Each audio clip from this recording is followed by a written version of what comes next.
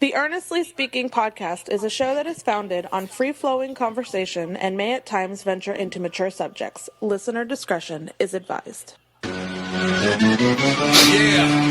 Earnestly Speaking podcast.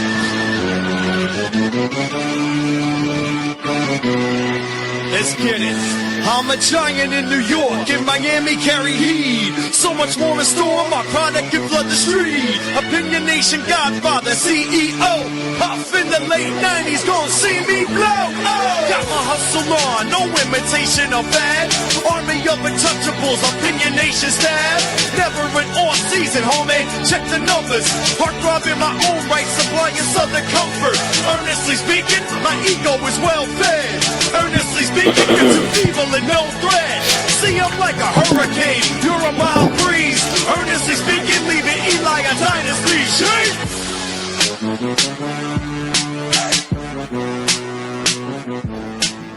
Earnestly Podcast coming to you February 9th, Sunday, February 9th, Super Bowl Sunday, February 9th, 2025. How you guys doing? First solo pod in quite a while, probably about nearly a month, I know for a fact. And I'll be honest with you, part of the reasons why I haven't done a solo pod in a while, I mean, for starters, we had a lot of guests on the show in the last couple of weeks, but also I'm gonna put it bluntly, I just been lazy. I've been really lazy. And I've had things to talk about for a while now, but just I felt the need to do a solo pod, and today it's like, yeah, you know what? Let's get one in the pike. You know what I mean? It's been a little while. Just chat to you guys, see what's going on in my personal life as of late. Although I'm really glad I waited to like this moment to do this podcast because we got breaking news literally within the last half an hour before we went on air here. Aaron Rodgers, Jets quarterback, no longer Jets quarterback. He's unlikely to come back to the team next season. A disastrous year. You say 2 years, but it's 2 years. 2 years and 4 minutes. It was the Jets' career. And the thing is, you look at Aaron Rodgers. He's 41 years old now. Definitely his worst year as a pro last season. Although the numbers, you look at the numbers, you would say, oh well, it's still pretty good for his age, but it's more the devil's in the details and context, and then everything else that comes with it. The baggage comes to Aaron Rodgers. So the thing is, when you look at the Aaron Rodgers situation now that he's likely to be out of the Jets, in a dry market of quarterbacks, especially in a draft that's pretty much a 2 quarterback draft in Shedeur Sanders and Cam Ward, Aaron Rodgers might still have some viability for another team in the market for quarterback moving forward. Unless you believe that team or X teams don't believe he's worth the aggravation. And I say that because it's not that Aaron Rodgers is not good. He's probably probably a middle of pack quarterback at this point in the league. Like, I would definitely put him in the top 10. I probably wouldn't put top 15 at this point. But he's still better than at least half the quarterbacks in the league right now, even though he can't move like he used to. But the problem is Aaron Rodgers comes with a lot of baggage, personal baggage in terms of the locker room, in terms of the lack of leadership, which is, you're seeing now trails of that now as these years go on. Former players speaking out, coaches speaking out about great talent, but just not someone that you consider a leader of men in the same way that you look at Tom Brady or Peyton Manning or, guys that ilk. And look, Aaron Rodgers is to me, still top 5 quarterback of all time. He's I would say after Patrick Mahomes, the most talented quarterback to ever play this league. But is he worth the risk? Now, here's the thing. We've been kind of previewing, the NFL free agency, not so much a previewing, but looking ahead at when free agency comes around, what kind of quarterbacks are out there. So obviously, I mentioned a while ago that it's not just the marketing drive for quarterbacks in the NFL, but also in college. Only 2 quarterbacks that's coming in that's really worth, people will say is worth of them. Shedeur Sanders and Cam Ward. And we said also too for weeks that the reality is that the most likely biggest name on the market, if in fact this name hits the market next month, is Sam Darnold. Now, do teams have the gumption to pay Sam Darnold, assuming that Minnesota does not franchise him? Do teams have the gumption to pay Sam Darnold $40 million a year over the course of 3, 4, 5 years? So now you have Aaron Rodgers now hitting the market. And there's a lot of teams that they need quarterbacks still, even in the short term. I'm looking at the Steelers now. They just announced a couple days ago Russell Wilson's not coming back to the team next year. Now, that doesn't mean they're going to commit to Justin Fields either. I mean, Justin Fields did not play well last year, too, in the 4 or 5 games he started last year before Wilson came back from injury. Does the Steelers go in the Aaron Rodgers market? Is that culture strong enough for Aaron Rodgers to buck up? I mean, they have talent there, but is it worth the squeeze? You have teams like the Giants, teams like, you name it, teams that are, there's a lot of teams who can use a quarterback on a 1-year rental, maybe 2-year rental. Does Rodgers have viability there? Or, as I've been saying, that, and I said before the year ended that, things were so bad for Rodgers that he made himself so toxic to the point that either the Jets keep him another year or retires. I think there's a strong chance he might retire in a year. First off, unless he wants to play number 1.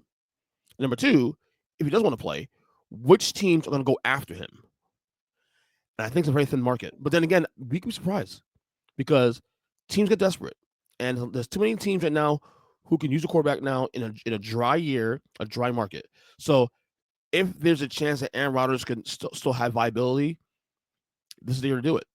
Because, again, dry market and all that dictates that. But, again, I don't know if teams have the gumption to want to sign him. So if I had to guess, I would say I'm going to lean 65% he retires and 35% he plays another team next year. So, but good luck to Aaron Rodgers and his endeavors going forward. All right, to mention today is Super Bowl Sunday. I'm not excited about the game necessarily. I'm rooting for the Chiefs, obviously. Not an Eagles fan. I'm excited because football. Football comes to an end. And people say they get depressed. I don't get depressed about football coming to an end because it is what it is. I have basketball to keep me sane. I have baseball coming up in a couple weeks. Spring training coming up. So I got things that are gonna keep me distracted for a while. And like I said, the beauty about football is that when it goes away for 6 months, and it comes back, you appreciate it again. If you had it in your face all the time, you won't appreciate it as much. But I was thinking about this the other day. That Sunday, we're making plans to see friends for Super Bowl Sunday.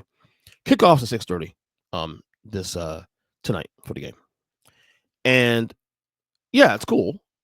And typically I don't go out for Super Bowl parties, but this year we decided to do something different. But we don't know, my wife and I don't know if we're going to stay all day for the game because it is still a school day tomorrow. We do have young kids, ages 11 and 7, who have to go to school in the morning at 7 o'clock in the morning. And the game will end until 9:30, which means we have to leave the party. If we were to stay for the entire game, and assuming the game ends at 9:30, we got to leave the party at 9:30, close to 10 o'clock, get home by 10:30, and then put them to bed, which means they'll lose 2-3 hours of sleep in comparison to what they do every night. So I was thinking about this too. Also, I was thinking about the fact that Super Bowl Sunday has been a tradition for us now for 59 years, and it's obvious that kids love football too. Also, the NFL is now appealing not just to adults, not just to females, to women, but also to kids. So why don't they make Super Bowl Saturday a thing as opposed to Super Bowl Sunday? Hell, kids don't go to school on Sundays, right? Most people don't work Sundays either. So you're having the battle of that situation. So why don't you just make the Super Bowl games on Saturdays? Super Bowl Saturday should be a thing. I don't know why it's not a thing. I know there's probably some apprehension that, most people go out on Saturdays, make plans on Saturdays, but except the Super Bowl is still a big deal, and the Super Bowl people do build their schedules around the Super Bowl. So I don't think whether or not you have the Super Bowl on a Monday, or on a Thursday, or a Saturday, or a Sunday will make any difference. I think the NFL should consider at some point having Super Bowl Saturday as a thing. Now, it's not going to happen anytime soon, I'm sure. In fact, I'm not even sure if someone's already broached the question or broached the consideration of doing that. But I think for the sake of families and for the sake of kids being able to stay awake and watch the game, and my kids want to watch the game too also themselves, I think Super Bowl Saturday should be a thing. Just my opinion. I don't know. I always thought that should have been a thing, and especially when I became a parent, I was like, yeah, because in the past, even when I want to go to parties, I couldn't go because we have children, and again, school next day. So I think they should make Super Bowl Saturday a thing. Just my opinion. By the way, also too, much I love watching the Super Bowl game at home. I would never. You could not pay me any money, any sort of money to. Well, you can pay me some money, but I want to go to the game anyway. Um, I have no interest in ever attending a Super Bowl game. Never. I've always said, to me, real football ends, like the season for me. The season for me really ends, honestly, championship weekend, because that's the last really authentic football you're gonna watch in terms of like the crowds, in terms of people being really diehard. The Super Bowl is really mainly for the casuals, people who don't watch football normally, or just like they have one foot in. You know, look at media day. The people who come to media day, most people come to media day. A good chunk of media there are people who are on the fringes, who don't necessarily cover the NFL week to week in the same way. That's why media day is a circus. Now the NFL wants that because they want the appeal to be broader than just the NFL fan base, and I get that. I'm not mad about that either, but it's not my speed either. Like, I rather talk about the game itself and break down all the things surrounding the game. And yeah, I'm also excited for tonight for the Super Bowl halftime show. Kendrick Lamar's playing tonight. Cannot wait for that performance. We'll see how that plays out. And he'll ranked on my all-time Super Bowl halftime show list. I don't expect him to be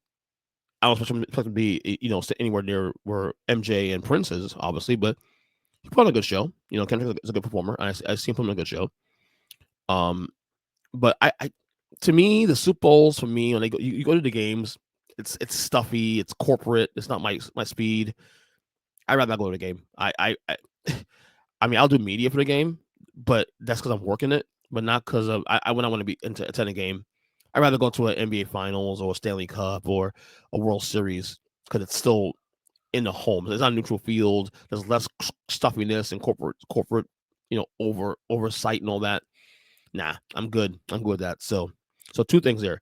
Never go to a Super Bowl game ever in my life. I have no desire to do that. And also, please move the Super Bowls to Saturdays, please. That'd be a good idea. So anyway, so I'm actually working on a project, which I'll announce to you guys in the coming, I guess, weeks or months. We'll see if things formulate that way. But the project entailed me diving into my archives. So this podcast is now in its 14th year. I've been podcasting regularly since 2011. Next year is the 50th anniversary of this podcast. So I've been going through some of my old archives, because one of the things I've come to realize, and this, because when I record, I just record. I don't think about the past, and I just record my shows. I record conversations with with friends and media types, my solo shows like this one, and I just record because I love the journey.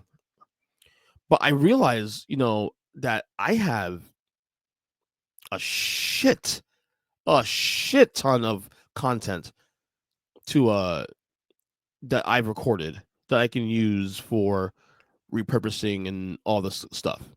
You probably get an idea now what my head's at with this upcoming project.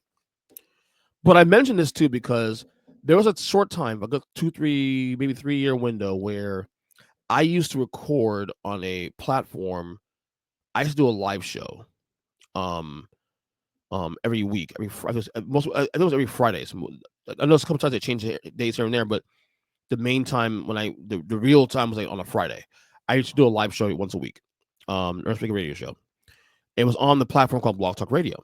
Now, I have stopped using that service probably in 2016, 2017, maybe 2016 latest. Because number one, Blog Talk Radio was a very shitty service. I did not enjoy working on that platform. But at the time, it was the only thing we had that was affordable, that also allowed us to put out content and live content too at the time, which was I was into at the time, doing live content to people. So it served its purpose in a lot of ways. I just hated the fact that that the products was just for lack of a better word, shitty. It was a shitty product.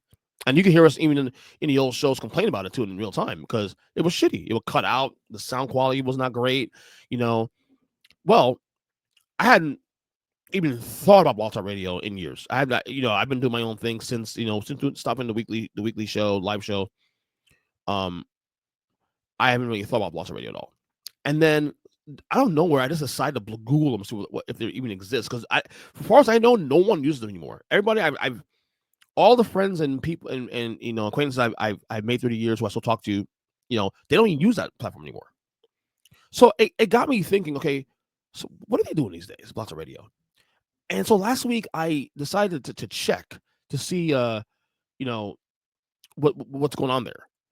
And it turns out that I was just 3 days off. They shut the doors. January 31st, Blog Talk Radio went rest in peace. R.I.P. And again, it's bittersweet because yes, the service was shitty. Anybody will tell you that. You bring on my friends here, for example, on the podcast, Kyle Nash and Big Jim, James Dees, and they'll tell you they used it for a little while, and they'll tell you that the service is absolutely shitty. But at the same time, Blog Talk Radio was a necessary evil for me at the time because it did facilitate a lot of what we have here today, like what I'm doing now. It did provide that service, even though it was a shitty service. It did facilitate a lot of what now relationships and friendships I've had now for like 10, 12, 14, 15 years now. It facilitated that. And so on one hand, yes, it was a shitty service. I couldn't stand it. At the same time, I appreciate it too also. So it's a little bittersweet there in a sense with that. So yeah, I have not thought about Blog Talk Radio probably in about 8 years. And only because I've been going through my old archives, and because all my shows I've done, I've saved on hard drive. So I decided to go through my hard drive recently and just going to see what's going on. And also too, when I record shows you now to create space off my computer, I move into my hard drive just for my own filing. And yeah, they literally 2-3 days after I started Googling them, they closed their doors. So, and I have not thought about them in years until just last week. And I remember telling Kyle about this. I'm telling Kyle, Blog Talk Radio's out of business. Like he's like good riddance. Of anyone I know, he is someone he could not stand Blog Talk Radio, BTR. He could not stand them whatsoever. And I don't blame them. They were shitty service. And then when you ask you call contact, or customer service to help you with something, they were slow on responding. It was just terrible. And they'll take their money. They'll take your money without any problem. It was terrible. It was real terrible. But again, it was a necessary evil at the time. So that's where it's bittersweet for me in a sense, So, but it also maybe my own radio show too. Also, going down the down lane, memory lane, we call it. Yeah, I miss doing radio show. I miss doing live show. I miss doing live shows. I love doing this medium obviously because it gives you more structure, it gives you more flexibility when I want to record. But I'm not gonna lie to you, I loved doing the live show. So much that I've considered maybe down the road, soon, maybe, I don't know, if there's a space for that, doing a live show again in the future. Look, I'm not saying it's going to happen. I'm just saying that's something I've considered in recent weeks, recent months. That, look, and I'm not saying that we haven't done a live stream. We've done live streams with this show, and just recently we've done live streams, but it's different from doing a live show with the same structure we had back in 2013, 14, and 15. Much different. So it's something I have in my mind. I'm considering doing once a week podcast, live podcast, and we'll see how it goes. But we'll figure that out down the road. I'll announce that project later on down the road. I got a lot of time ahead of me to decide that. So there's just that. All right, before we get out of here, I want to recommend two things before we get out of here. Two shows. Well, actually, one TV show, one documentary I watched recently. TV show first. Apple TV Shrinking. Best show I've watched all year. They are currently 2 seasons. Is it 2 seasons in? They are 2 seasons in. It's starring Jason Segel, Bill Lawrence, who also created my wife and my favorite show, Scrubs, He created also Ted Lasso, Cougar Town. A lot of the cast from those shows are on the show too as well too. Brett Goldstein from Ted Lasso, also a writer and an actor on the show too as well. Phenomenal TV show. It's a guy, Gee Steelio plays a psychiatrist who lost his wife in a car accident. And he has a daughter, and they have a very not say weird, but very volatile but relationship after the death. And it's just the way they bring it all together. Harrison Ford's in the show too. Also, he does a phenomenal job, as does he's also a psychiatrist. He's actually Steele's boss actually at the practice. But the cast is a great cast. It's a great cast. I don't want to tell you guys any spoilers and all that, but definitely worth to watch. It's on Apple TV. Shrinking again. The 2 seasons in. I think season 3 is coming out next year, I believe, or later this year. But check it out, of course. And the documentary also I watched recently too. Just finished it 2 days ago. American Manhunt's OJ Simpson documentary. Now, you guys know I've been obsessed with OJ Simpson, the case, for 30 plus years. I've watched the trial in real time as a kid at 14, 15 years old. I watched the Bronco chase in real time. Watching it, I was watching Game 5 of the '94 NBA Finals between the Knicks and the Rockets, and it cut from the game to show the chase. I watched that in real time. Watched the trial with my grandmother in real time at age 15, and I've always been obsessed with the O.J. Simpson case going forward. And I've seen many documentaries in the past. Obviously the best one I still to this day, even after seeing this one, this one's great for the record. The best one I've ever seen was the one by Ezra Edelman did in 2016 rather 2017 I think it was, for the 30 for 30 for ESPN. OJ Simpson made in America. Still, and I will argue not just the best OJ documentary, but actually probably the best documentary I've ever watched in my life. Breaks down the culture of Los Angeles at the time of his case in this trial, and just a lot of things. And this one kind of does too also. The big thing in this documentary, though, the American Manhunt on Netflix, the big takeaway from this one is that there was a lot of evidence that was never presented in a trial. I don't want to say exactly what it is. I want you guys to watch the documentary. But there's a lot of things we're finding out now, because OJ died last spring. So a lot of things we're finding out now in hindsight that was not presented in a trial. That would have been, had it been presented, you might have gotten a different verdict. Now, obviously, Mark Furman, who's in the documentary, obviously allegedly planted evidence, and he was a racist cop, and he was involved in the investigation, and that tainted the entire trial, which, for the record, I totally understand why the jurors did what they did. Do I think OJ did it? Absolutely. But at the same time, I can understand, reasonable doubt because of the contamination of evidence and Mark Furman's involvement in that, and what in his past and all that. It's understandable why they gave the verdict what they did. But I do think he got away with murder. And he paid a little bit with the case he had 10 years later in Vegas. But yeah. But it's a phenomenal documentary. Check it out. Of course, it's called American Manhunt, O.J. Simpson. So again, that will do it for today's podcast, dated February 9th, 2025. Enjoy the Super Bowl. Go Chiefs. I came for the Eagles because for obvious reasons. So we'll talk to you guys soon. And at that point, we will be on the next podcast. We'll talk later. All right. Enjoy the rest of your Super Bowl Sunday.